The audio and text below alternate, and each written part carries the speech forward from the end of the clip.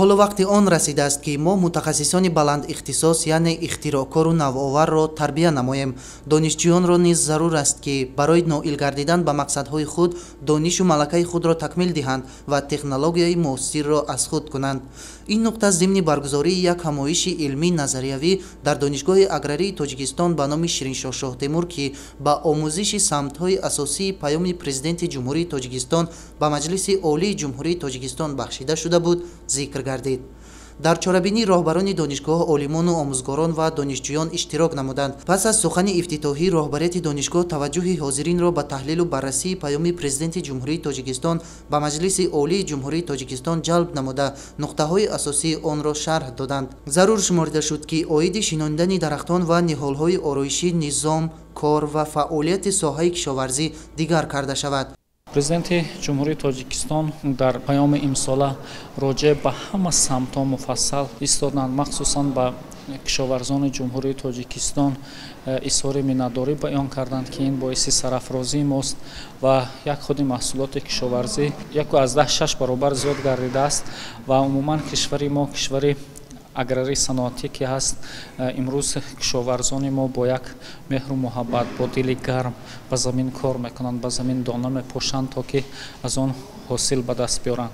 гуфтан ба маврид аст ки солҳои қабл ҳиссаи бештари маҳсулоти кишоварзӣ ба мамлакат аз кишварҳои хориҷ ворид карда мешуд. дар 3-10 солаи гузашта бо дар назардошти афзоиши аҳолии кишвар талабот ба маводи ғизоӣ 2 баробар бештар гардид. дар ин баробар вобаста ба таҳаввулоти дар иқтисоди ҷаҳони муосир ба вуҷуд омада ва афзоиши аҳолӣ, инчунин бар асари тағйирёбии иқлим ва оқибатҳои манфии он, хушксолии пайҳам ва камобӣ, талабот ба об ва маҳсулоти кишоварзӣ низ то рафт зиёд мегардад. бо андешидани тадбирҳои саривақтӣ ва иҷрои барномаҳои давлатӣ, инчунин дастгирии соҳаи кишоварзӣ соли 2023 таъминот бо маҳсулоти асосии озуқавории истеҳсоли ватанӣ дар кишвар ба 85% расонида шуд, ки ин нишондиҳанда нисбат ба соли 1991 2.5 баробар зиёд мебошад. дар робита ба ин саҳми деҳқонону кишоварзон барои афзун намудани истеҳсоли маҳсулоти кишоварзӣ бузург арзёбӣ гардида, дастгирии онҳо пайваста амалӣ карда мешавад.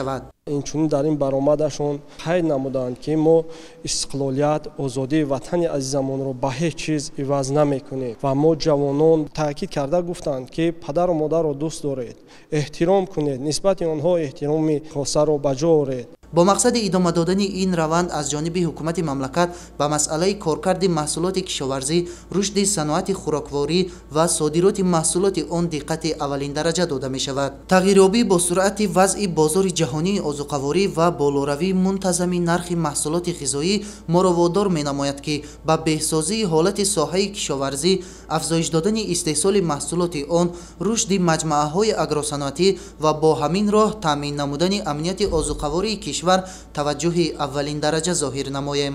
Фаридуни Субҳон, Маҳмад Саиди Камол, Ахбор.